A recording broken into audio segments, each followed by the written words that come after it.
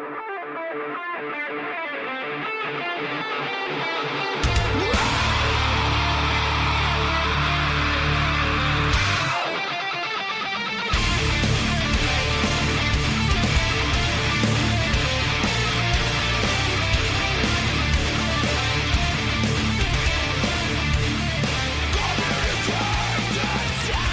right, here we go.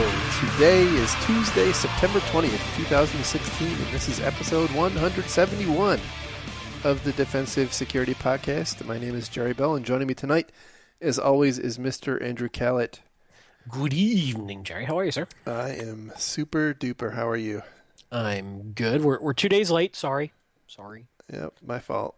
Well, it's kind of my fault, too. I was busy, too. And then you had some work craziness. You always have work craziness. Yep, that's right. You need to get your priorities straight, mister. This podcast should be coming first. I'm working on it. I only need a few thousand more Patreon donors, and then we'll be good. Fair enough. It's tough. It's tough being an executive, isn't it? Yes. See, you should have thought about that. Yes, it is. It's a different world. Didn't you learn anything from Star Trek? Don't let them promote you out of the chair.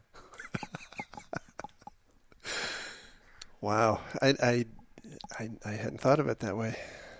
Yeah, good point. I should go into career counseling. Everything I learned about career counseling came from Star Trek. Absolutely. So before we get into the show, just a reminder that the thoughts and opinions we have on this podcast are ours and do not represent those of our employer. And by the way, we are just a couple of days away from DerbyCon, and so I will be there and hoping to see some or all of you. That's true. I regrettably cannot go this year. I'm getting married in 18 days, something like that. And I have my priorities messed up. Nothing starts a marriage off well like disappearing right in the crunch time of wedding planning. That's right. So congrats. Well, we haven't made it there yet. It could still go terribly awry. Either way, congrats. Anyway, so I will not be at DerbyCon this year. My apologies. I wish I could. I will be there if all goes well next year. That is my intention. So good. You'll have Jerry all to yourself this year. That's right. Well, my family will be there too. So now, are they actually going to the con, or are they just? Yeah. Oh wow. Yeah. Nice. Should be interesting. Including Velocipuppy, now security doggy? No. Aw. They won't let her. You need to get it registered like as a cyber support dog. She's my therapy dog. She spells out bad packets for you. I like it. All right. So let's jump into our stories for today. Well, just before we do, while we're talking about conferences, we should also quickly mention yes, O'Reilly Security Conference coming up in late October, early November, which we will both be at. That's in New York City. And we've got 20% off code for that, I think. Yep. It's Security 20. Yes. So that's a more akin to like a Black Hat type conference with training courses and that kind of stuff as well. But it's an inaugural conference where we're actually presenting a track, or we're running a track, the Ignite Talks, which is going to be happening Halloween night. It's 5-minute talks, basically with auto-advancing slides on pretty much any topic. The reason I'm pimping this is because we're running it and we want it to be awesome. And 2, call for papers for that is open. So that's right. If you have an idea for an Ignite talk, you should submit and come hang out with us in New York City. And the embarrassment isn't very long, right? It's only 5 minutes. Well, no, it could go on for days. Well that's... The talk is only 5 minutes. The embarrassment okay. is a lifetime. Fair enough. No. Let me take that back.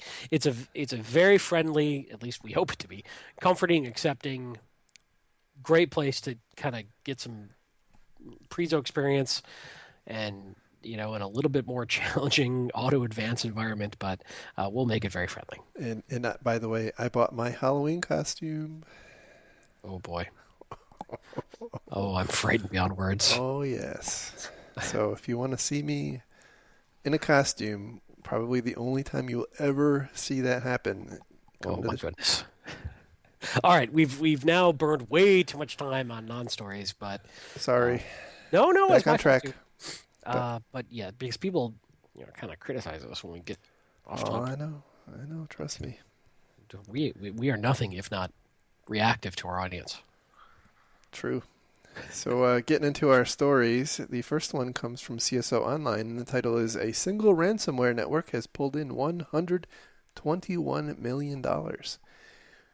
So, this is a report out of McAfee, who I guess is now off on their own. Soon. Soon. Oh, soon. Okay. Yeah. Replaced, by the way, by RSA. It was like they didn't even wait till the divorce was finalized to get their new girlfriend, did they? It's kind of like having a backup Yeah, plan, yeah, I guess. right. They don't like to be alone. So, Wait, does that make RSA like the rebound? That never ends well. that's what I was thinking.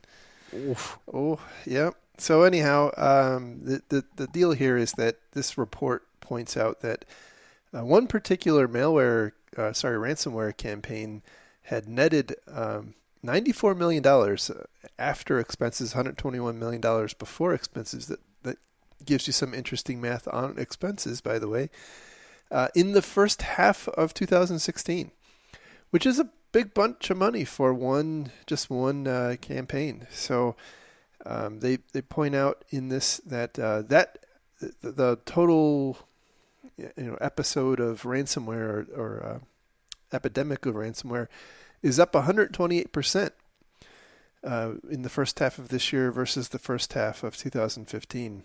And that really, I think, seems intuitive, right? I'm actually surprised it's not higher than that. Well, one vendor's view. Well, fair enough.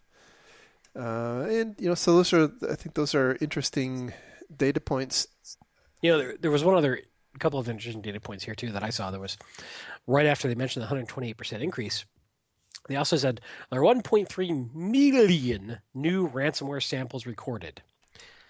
Now that's interesting because we know that I think that's a little misleading. I think what that means is probably 1.3 million variants of the existing primarily 6 ransomware families that are out there. These are not net new, brand new, built from the ground up ransomware. Right. But the challenge is with morphing and easily changed code, they look at these as individual counts, which kind of tells you something a little bit about a signature-based thought process with that tracking. Which is why, and I'm not digging on McAfee, I'm just saying in general, if it's so trivial now to change your code if you're bad guys, that signature-based technologies really have a lot of trouble keeping up. Yeah. Well, I think even the next gen AVs have a lot of trouble too, despite the marketing. Indeed. So, I think the point there is that antivirus evasion, whether it's traditional AV or the more advanced next gen AV, it's a thing, right? I mean that the bad guys and the bad girls have access to have access to tools to aid the evasion, and they have access to the tools themselves to make sure that it's working. So this is a concerning trend, and it's gonna keep getting worse until something changes. Like, by the way, people putting ransomware out there that just delete files, which we've talked about in the past. The real that's got to annoy the hell out of the main ransomware families. I would think so, because that's one of the few things I think that's really going to poison the well. When you dissuade, or when you convince the general victim populace that they're not likely to get their files back. Yeah, you destroy the entire right. Possibility that somebody's going to follow through with actually paying the ransom because Exactly. they have lost trust. And this is what's interesting, because we actually have a story, we talk about this a little later, that I think somebody overstates the possibility that someone's not going to get their files back when they pay. Certainly we've seen that, but I would say the vast majority of time we have seen people been able to accurately get their files back, unless it's a destructive malware that's sort of got a countdown clock to motivate behavior. Right. Absolutely. So moving on to our next, it's not really a story. It's a report from SANS.org, and the title is "Data Breaches: Is Prevention Practical?" Now, I find it really interesting that they don't actually answer that question anywhere in the report. Much like art, it's for the viewer to interpret and decide for themselves. Do you want every movie to spell out exactly what everything means? Can't you handle an ambiguous ending? Well, as they often say, when you see the title of a story or a report like that that is a question, the answer is almost always no. So it's by the way, it's worth a read. It's based on a survey of a bunch of IT professionals and IT security professionals on a couple of different dimensions. It's fairly long. It's about 30 pages long. I do encourage you to read it. The link will be in the show notes. There were a couple of notable things. One of which was, and I don't want to spend a whole lot of time on this one, but one of which was that half of the respondents viewed cyber insurance as a preventive control. Yeah, I noticed some interesting thoughts in here. So a lot of the research around this, or the survey questions, were, what is your opinion on something? Like, do you consider this a preventative control? Do you consider this, and it was interesting. I don't know that I completely agree with their findings either, but it shows where people's thoughts are at least of the respondents. Right. And so carrying on that, right? The questions were of the kind. So how important do you think Control X is, and did you implement Control X? And it's very interesting to see the discontinuity between what people think is important and quote productive in terms of defending their environments, and how often they actually deploy it. And it's almost an inverse correlation between how important people perceive something and how likely they are to have deployed it.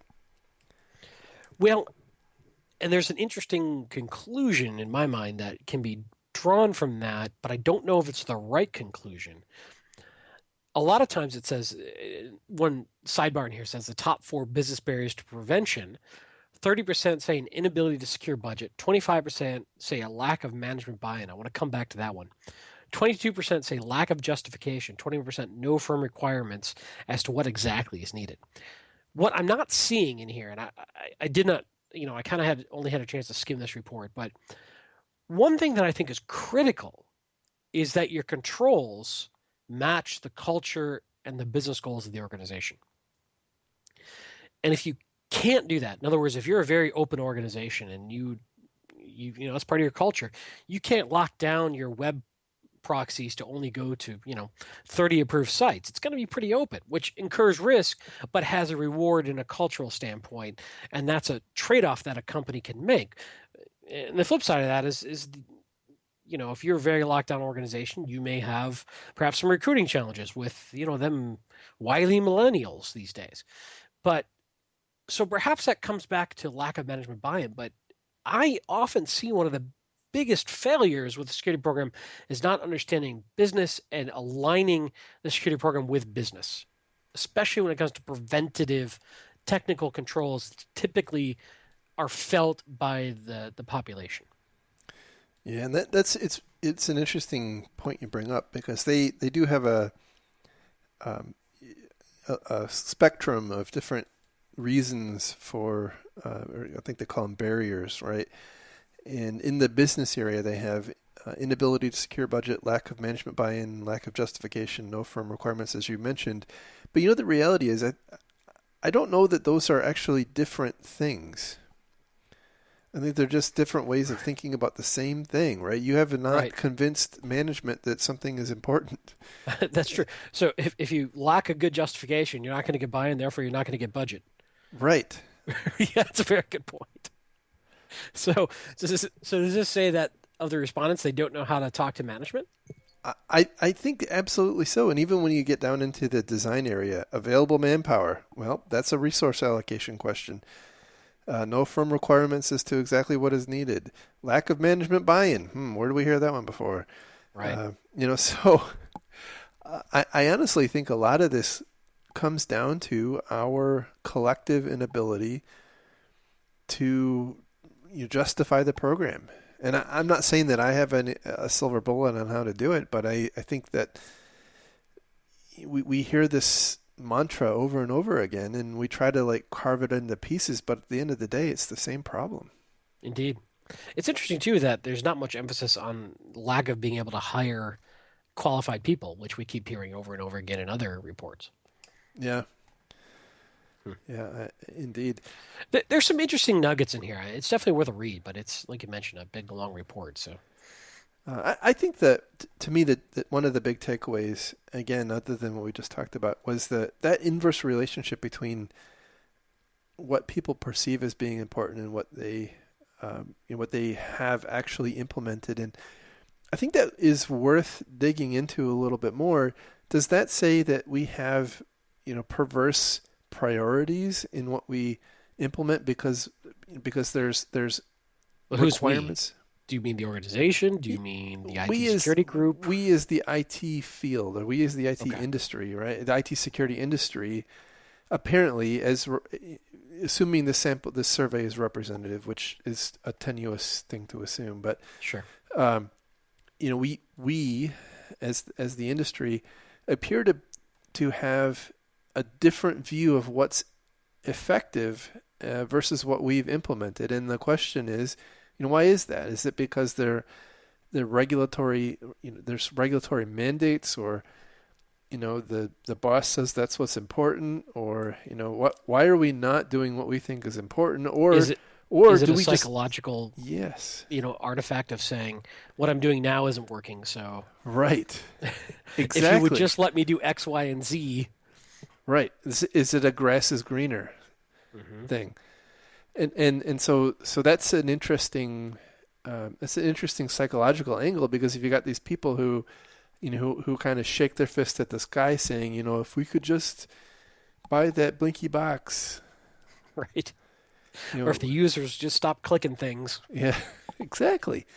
Well, and that's the challenge with research like this. When it's survey based on emotion and feelings, it's tough to know what's really behind these findings. Yeah. As opposed to a technical scientific measure of something.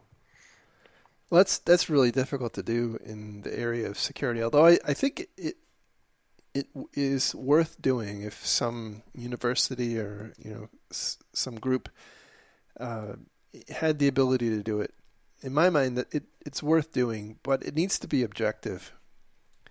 And I also think comparing objective measures versus impressions is really important. So, for instance, a lot of times you see questions about, like even in this report, how many data breaches did you have? Even that is a subjective thing. Sure. Define a data breach. What's your... Right. And did that person even know? Yeah, that's a good... Right. You look at who answered this survey, a lot of them are IT staff. They're not necessarily in a position to know every particular data breach going on. And especially in a lot of, especially larger organizations, you're not allowed to know. I mean, there's a lot of legal privilege and compartmentalization that goes on. So it's an interesting thing. And again, it would be interesting to take a look at, under the covers, what is the difference between the results of people's views of how often they're getting breached versus how often are they actually getting breached. I'm not sure how you would measure that, but it would be really enlightening, because I just feel like we're pinning a lot of our views on some of these surveys, which are testing the wrong or measuring the wrong things, probably. So yeah, it's anyway. Feels like a common tread path for us. Yeah, I know. So moving on to our next story from Ars Technica. The title here is "Swift hopes to thwart fraudsters with detection system in the wake of bank heist."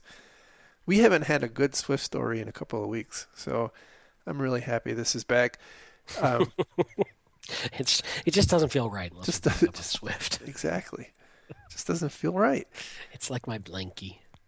So here for those who may not know, right? Swift is um, the mechanism by which major banks and central banks exchange funds, and it's actually not the money doesn't flow through Swift. It's basically like an order system where if you tell your neighbor bank that you want them to move some of your money, from your bank account with them to some other company. And what's happened in the past is a lot of these, apparently a pretty significant number, are getting compromised because the endpoints, which are basically our terminals, like a workstation terminal at each of these banks where customers place orders and receive orders from each other.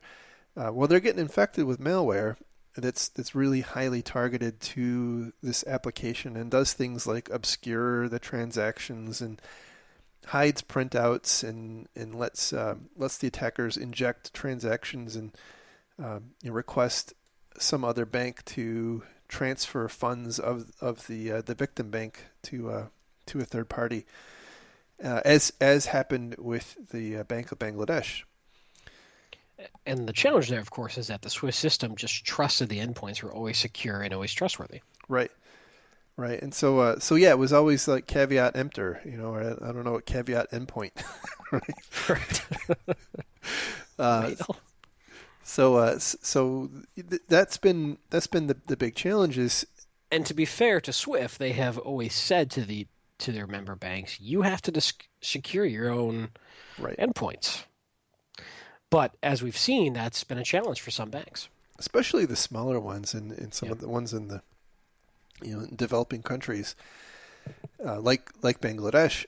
So what is new here is that Swift has come out and said, by the way, we're going to provide you a reconciliation report on a daily basis that's going to come to you out of band, because again, one of the fatal flaws with the existing system is that transaction receipts would print out through the same computer where the transactions were made, and so the malware had like one-stop shopping. They could inject transactions and they could obscure or stop the printouts or what have you. Right. So now the bad guys have to, instead of getting into one system, they have to get into two systems. Exactly. Two systems. Just probably totally inconceivable for them to do. But anyway, look, when I first read this, I'm like, oh my gosh, they're doing. I mean, this is just reconciliation reports. It's like the most fundamental, basic accounting thing that you can possibly imagine. And let's be clear, this is also telling them just quicker that somebody has broken in and transferred. Well, that's right. I think they actually, their quote is. It doesn't actually stop it. It just lets you know faster. Their quote is that I think Swift actually has a statement on their website that basically says something like, it'll hopefully allow you, the member banks, to more quickly identify fraudulent transactions and have a chance to stop them. Maybe. So, but I mean, here's the flip side. The only other, there's other options, but they're not willing to slow down these transfer times. That's key to the banking industry. Is this stuff's got to move fast. I mean, unless there's a way to claw back money in the time that, okay, so let's say I get my reconciliation report at 9 a.m. every day of what happened yesterday. It might be too late at that point. It's gone. I don't know. Right. I mean, it might help. It'll limit the damage down the line. It would help. Rather than having somebody else detect it and tell you, you have a better chance of finding out about it much more quickly. So that's good. I mean, this is a positive step, but it's actually not preventative. It is just limiting the damage. Right.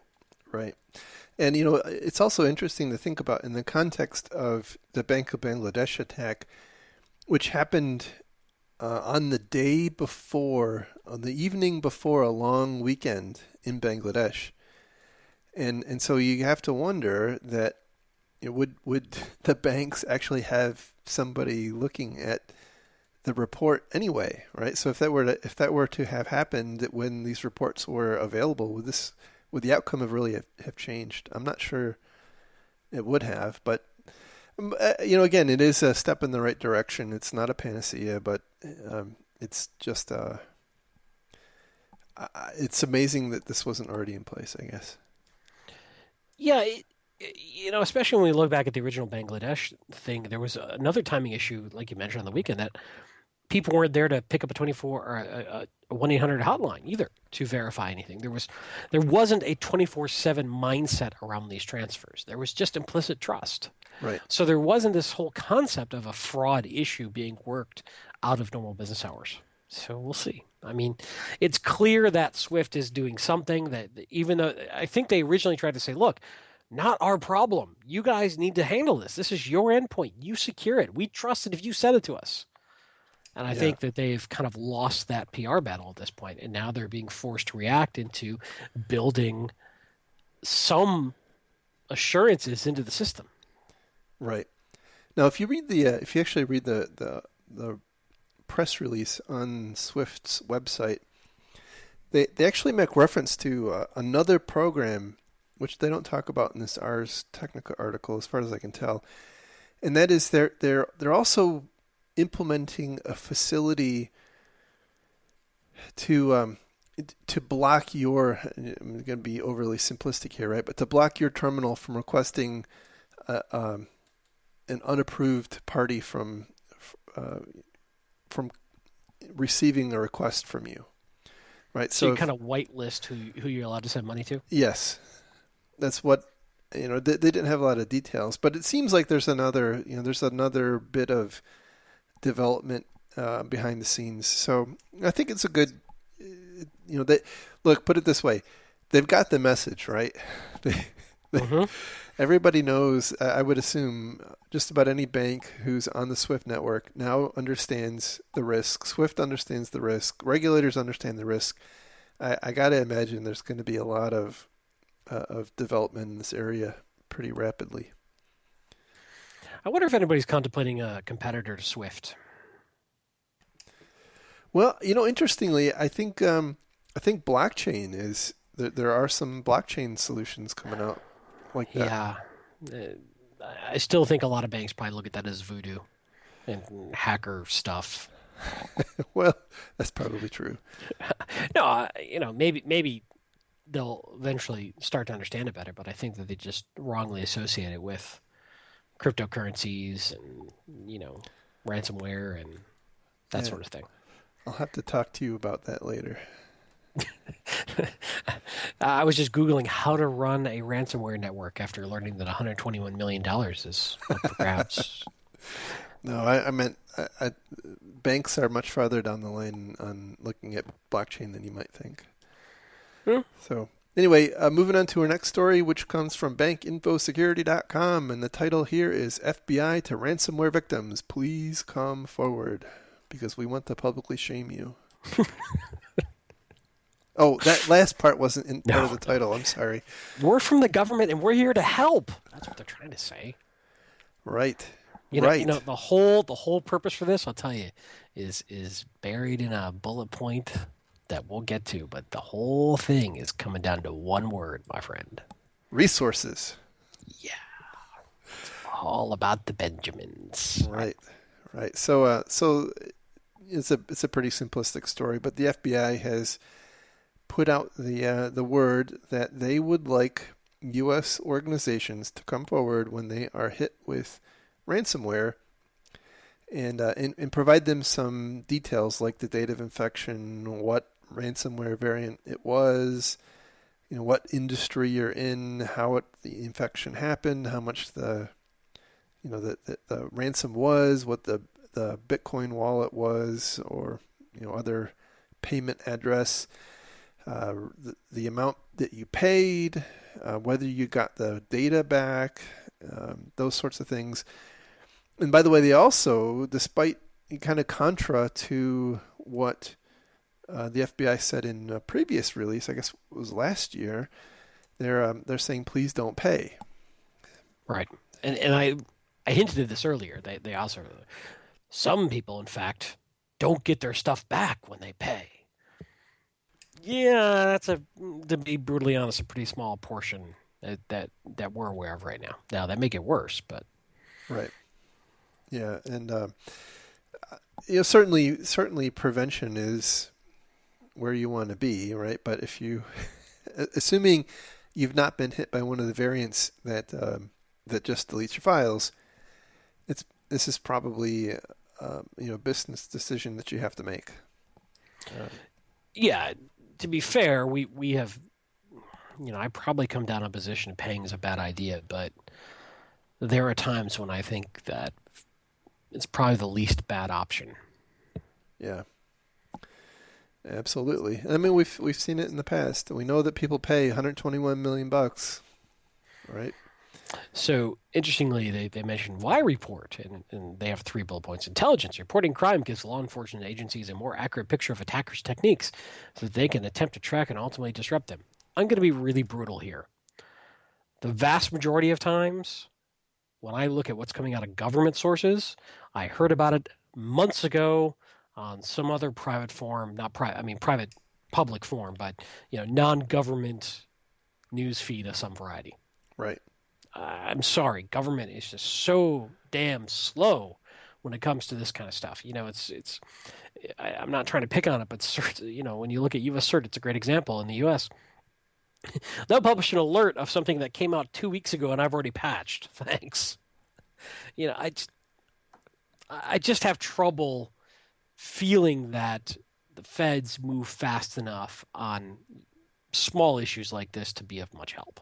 Now, certainly they do want to understand what the trends are and try to help, but come on. Anyway, so, skipping ahead, arrests. Amassing intelligence on cyber crime gangs helps investigators better correlate gangs' activities, thus potentially helping them unmask and pursue the individuals involved as their attacks generate more clues. The FBI has previously noted that much of the infrastructure being used by cyber criminals is hosted overseas, and that often works with international law enforcement agencies. Now, that's probably legitimate, and it's probably reasonable, although ransomware is tough to track down, especially when we've got cryptocurrency. But I really think this goes to the third bullet, which is funding.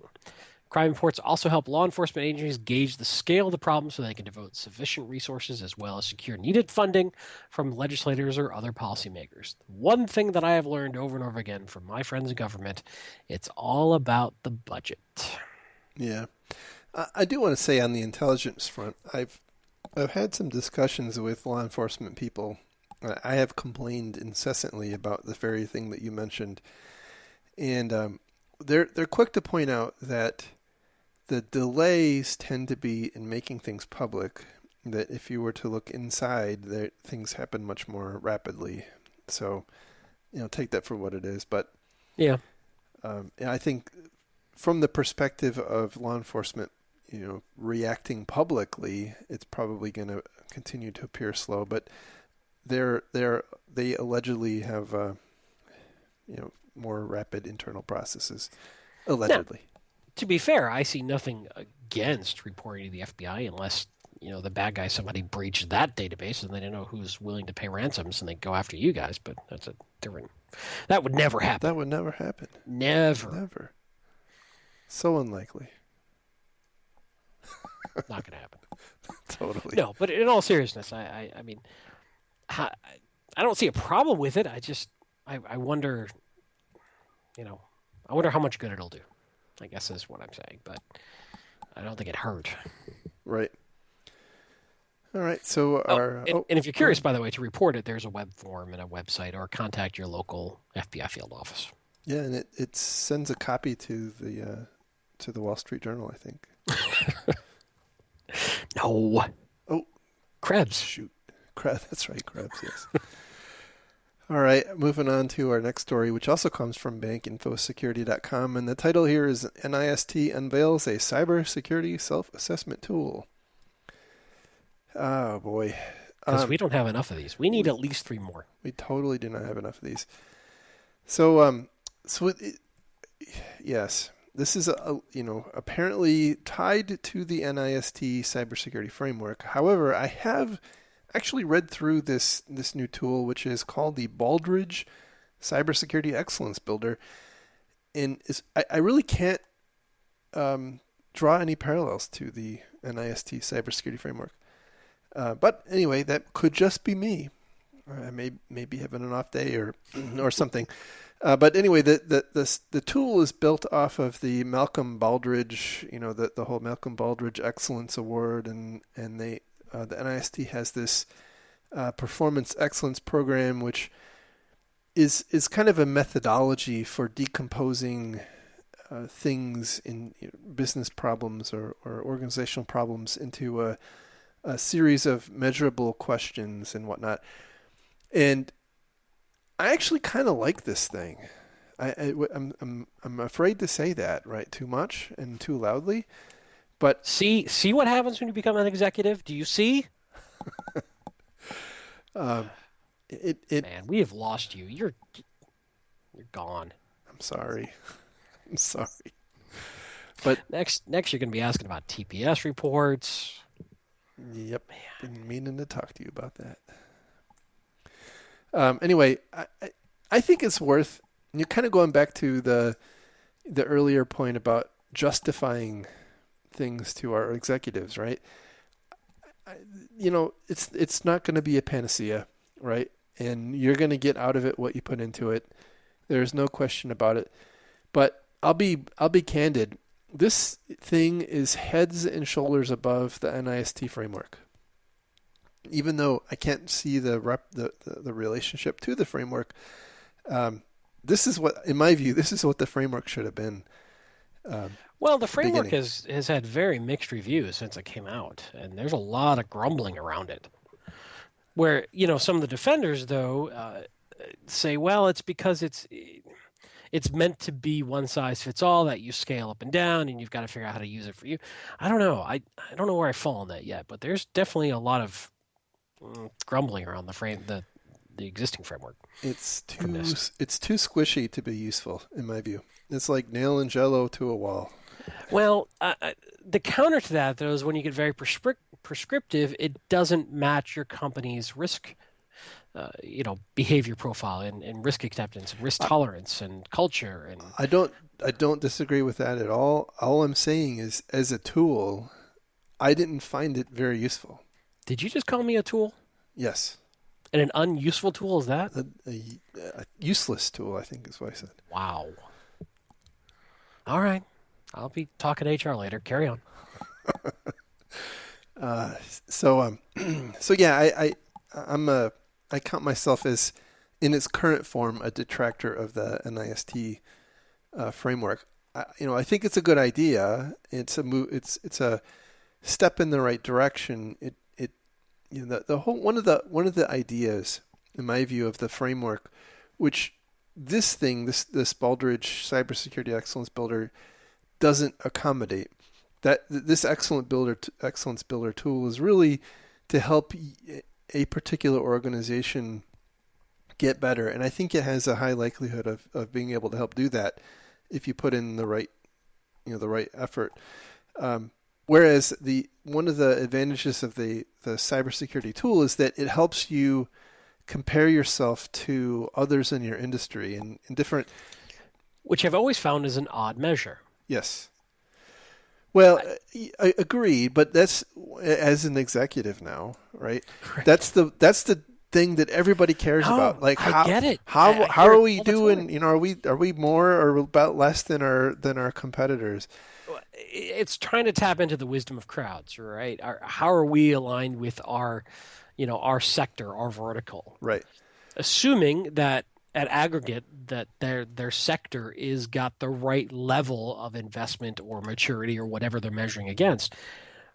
I've always found that to be an odd way of measuring oneself. And all I have to say is, if you are measuring yourself against your peers, you're not spending enough time reading breach reports.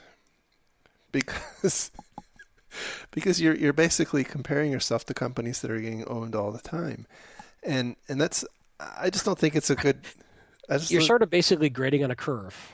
yeah, yeah. Anyway, the other thing is it also it gives I think the more tangible benefit is that regulators can hopefully adopt a profile and say that if you're going to be an electric company, or if you're going to be a bank, or if you're going to be a water company or whatever, right? Here's what your profile has to look like, and you have flexibility in how you can get to that, but I think there's still too much sloppiness in the system for it to be um, really useful because it's so subjective. You're And talking about the NIST framework the now? NIST framework, yeah. Yeah.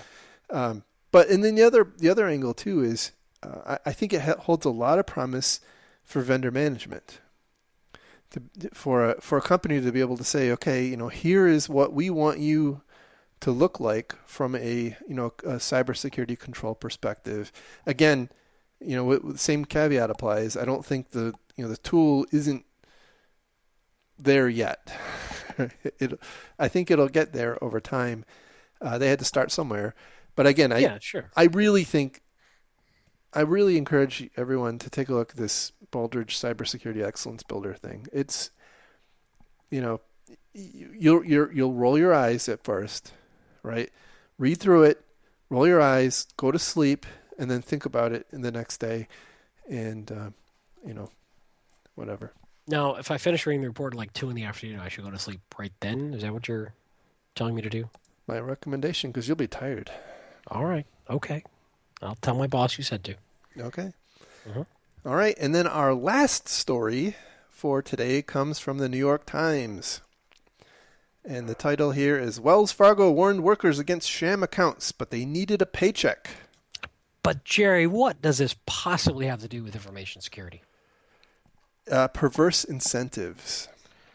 Oh, this is the perverted part of the show. Nice. So anyway, we talked a little bit about this Wells Fargo story last time. And again, the deal here is that 5,300 employees were let go because of fraud, right? So now, to be clear, that's over a period of 5 years, by the way. Yeah, that's true. It wasn't. I think this was somewhat lost in the reporting. This is spread over time. But yeah, go ahead. Right. So just to recap, the story here is that Wells Fargo apparently had set up an incentive structure where their sales staff were compensated on opening new accounts. So credit card accounts. Not just their sales staff, anybody working. Good point. Yeah, it was folks who interact with account holders. So, you're working a desk. I mean, these are the bankers. These are the folks in the call centers and in the branches that people come in and interact with. They're not just sales folks. It's just normal, everyday branch tellers. Right. I think I think even the tellers were in on it too. So anyway, they had a quota, basically, wherever you were at. I guess you had a quota on opening, effectively accounts which bore fees, and allegedly the quotas were so steep that the only real way to meet them was through fraud. And so what they ended up resorting to was opening accounts in the name of existing customers. And they would. There's a tons of stories. And by the way, if you go to Google News and search for Wells Fargo, I mean, this is just, the story is erupting right now. They're being called in front of Congress, and there's calls for this. The CEO testified in front of Congress today, and they grilled him pretty hard. They're talking about clawing back executive bonuses and whatnot. But anyway, one of the highlights that's brought up here is that there was a branch, I guess it was back in 2011 or so. There was a branch in California that was doing really well against their quotas, and so branch managers from all around the country were visiting this to figure out what they were doing and learning their tricks. Well, apparently their tricks were opening these fraudulent accounts. and so that kind of spread like wildfire. And so in the ensuing aftermath, uh, the former employees report the kind of the cognitive dissonance of taking ethics training courses saying not to do this. And this, Very I think, thing. is the key thing that why I want to talk about this story too, which is they went through the various employees went through training after training after training after training saying you do not do this. This is not what we do. This is not our organization. This is not our culture. This is, we're upstanding ethical, much like all of us do with our folks about things like clicking on links that come in email and being careful with how we use company information. Right. Think before you click. Don't open an email from someone you don't know. But this is such a great example of why otherwise great employees may drive us security folks crazy because they won't follow policy and process to keep the company safe because of stuff like this. When they're being judged or they need to keep their job by getting something else done that is contrary to policy, if their job is on the line or if their money is on the line, they're going to go around it.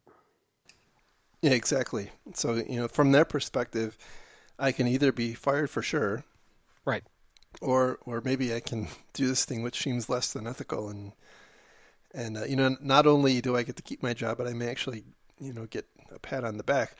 But there's been a lot of a lot of discussion about the culpability of management, and were they aware that this was going on, and I think this also extends into the information security world too, because I think in a lot of cases, and this kind of goes back to Enron and Volkswagen and others, where people know what's going on, right? And people know that there's shenanigans happening, but it's happening for the betterment of the company. And so there's not a lot of incentive to fix it. Right.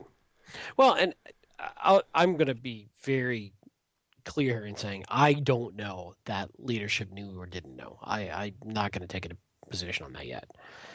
But I think what is clear is compensation drives behavior. And when you set a compensation level or you set a goal that someone's measured against that ultimately becomes unattainable or is in conflict with the ethics or the culture you're trying to set, you will create these problems. And so if we bring this back to the information security world, don't take customer information off site. Okay? You need to be a high performer if you want to get that promotion. Okay, well, I ran out of time at work today. I got to get this done for the Monday morning meeting.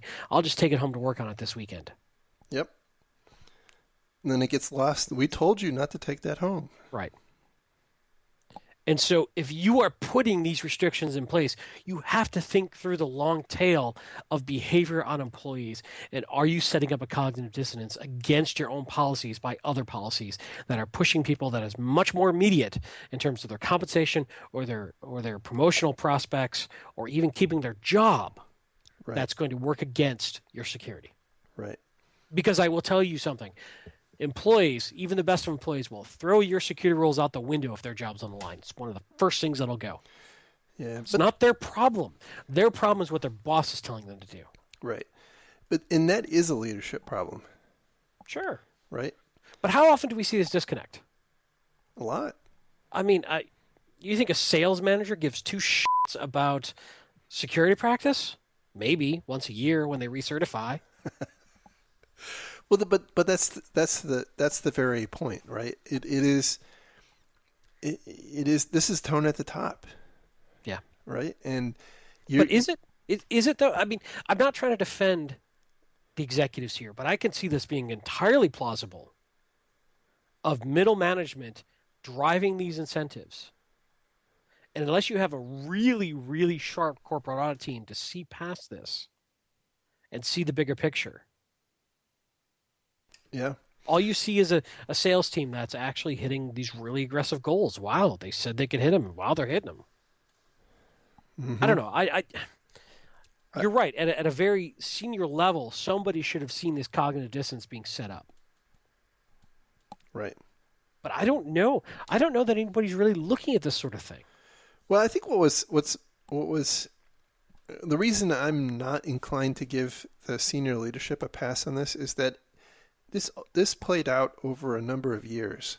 Yeah. And it started out really bad, and they got called on it, and they even hired an outside firm to come in and help investigate. But Yeah, but it perpetuated. It continued. Even after that, it continued for a while, and it wasn't until very recently, like I think within the last several weeks, that they actually finally changed the compensation program. Well, and they haven't yet. They're going to at Oh, the they're end of the going. year. Okay, sorry. Yeah. Yeah, they haven't even done it yet. And I'm And- sorry, that is a leadership problem. Fair, but the flip side of that is there's always going to be some percentage of your organization doing bad things. I agree, but 5,300 people. No, I'm not. No, That's a small don't get city. me wrong. Don't get me wrong. There was clearly a systemic fraud, and people learned from other people, and this is how you game the system, and this is how you make these exorbitant quotas. No, I'm not defending that at all. What I am saying is that you never get to zero. Obviously, they're I way agree. above zero. You're right. Excuse me, and way out of bounds here. So they clearly had issues. Yeah. But I would say in any organization that you have an opportunity to game a system where there's a weakness, you're going to have some small portion, and I don't know what that is, of folks who are willing to commit fraud. Now, the point is you find that, you stop that, and you cycle those people out quickly. What you had here is much more of a systemic, ongoing issue built on these unattainable quotas. Right. They that set it people up. felt It was they had. it was they had structurally these. created. It was, Yeah, I guess what I'm trying to argue is that the level of people involved are beyond what I would think of the normal level of incidence of people willing to commit fraud just to commit fraud to up their pay. This is far more into pushing normally good people into doing bad things because they feel like they didn't have a choice. yes, that's a great point. This demonstrates the power of perverse incentives. Yeah. Absolutely. Maybe I didn't articulate well. No, you well, maybe not, but you hit the chord right at the end there. That is a good point. I mean, I think they have a couple 100,000 employees, if memory serves, like 200, 300,000 employees. So 5,300 isn't, it's not a huge number, but it is, it is more than you would expect to be, performing illicit activities. In that kind of population, you're going to have murderers, rapists, bank robbers, all sorts of criminals. And that's just my local branch. But you're not going to have 5,300 people all performing the same, the same scam. And who knows how many other folks were doing it who weren't fired for it, who left, or this was just the people who got fired that have been confirmed to have been fired over this issue. Right. This is clearly a far more widespread practice. Yeah. So they by the way were fined and settled. They settled for $185 million in fines, and then they also have to pay back the fees that were illicitly collected from their customers. Because again, the whole point of this was to open up bank accounts that were fee bearing. Yeah, and cross sell. Somebody's got a bank account, sell them a credit card. They got the savings account, give them a checking account. Right. And those accounts had fees, so now they got to go back and pay those fees. Which, surprisingly, I think they said there was something like $8 million in fees that they apparently were ill-gotten gains, which isn't a ton of money when you think about it. Yeah, that's true. It's a whole lot of pain coming down for. I mean, we have a situation where a sales program was built very badly. And it drove a lot of really bad behavior. And hopefully other organizations can learn from this. But the takeaway for me is this absolutely has a huge impact on employee behavior in the information security world. Huge. This is a perfect parallel in my mind. I agree with that. Yep. Because the vast majority of employees who otherwise are great employees I really do honestly feel that unless there's a technical control stopping them, if there's a barrier to getting their job done that their boss needs them to do, they're going to go around security, or they're going to not remember that once a year training you gave them. Right. This is why phishing works. This is why social engineering works. It's, you know, people have other things and other incentives going on in their head that are far more powerful than, oh, well, the guy at security told me on the last WebEx that I shouldn't click on links. Yep. But damn it, I got to get this report out. Right. I mean, So anyway, I'm ranting a bit, but this is so perfect that I wanted to bring it up, that to cover it from this standpoint. So, the takeaway is as bad as this sounds, we need, if it really, really matters to your organization, you need technical controls. You cannot rely on user education. Right. That's right. So that is the show for this evening. Thank you again for listening. Just kind of going forward, I want to let you know that the next couple of weeks are probably going to be a little squirrely. Mr. Couts getting married. I'm going to DerbyCon. I think next weekend there will be a kind of a podcast mashup episode while I'm out at DerbyCon, and then after that, we'll probably be a little inconsistent for a couple of weeks while I am traveling for work. But then we'll get back probably in late October, early November. So thanks again for listening and your patience. And also thank you to everyone who has donated to our Patreon campaign. It's really very, very meaningful, and appreciate that a lot. Yeah, let me echo that. Thank you very much for everyone who has continued to donate and has ever donated to us. That's incredibly kind and generous of you. Thank you.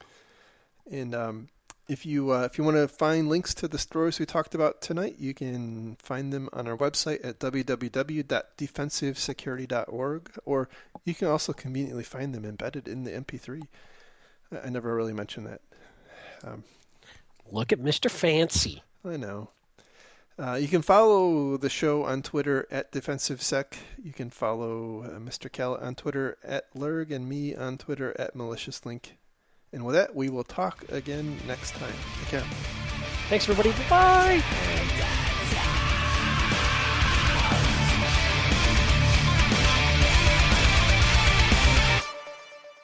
I mean, I know most people forget I'm even here and that the show's only you.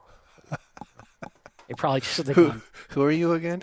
They probably just think I'm like Siri, just some voice app. Yeah, well, while you're off on your honeymoon, that's what I'm going to do. Thanks. That makes me feel better. Siri-ify your voice. Why, hello, Jerry. Your mom is funny looking. Ha, ha, ha. Oh, my. All right. Your mom is so funny looking, she thinks IPv4 is something that happens in the bathroom. Ha, ha, ha. Goodness, that was awesome.